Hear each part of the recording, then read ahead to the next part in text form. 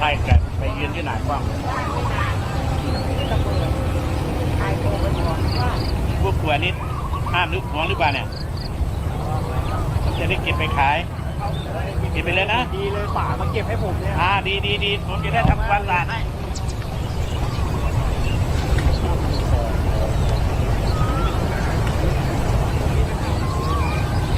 มาทำของเฝ้าอยู่นี่ตามผมตื่นวันนี้พอบอกที่มาขอบอก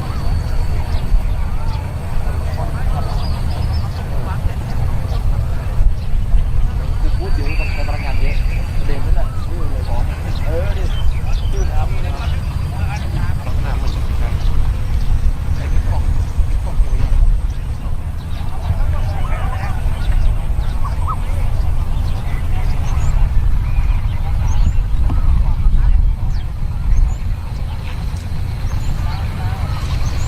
โรงงานเสียชีวิตกว่า20นะครับตอนนี้เบื้องต้น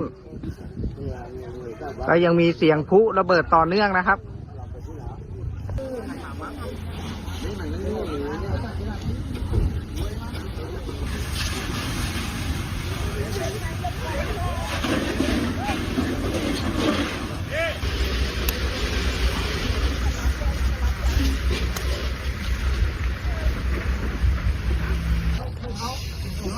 ดีไม่โดนแกนี่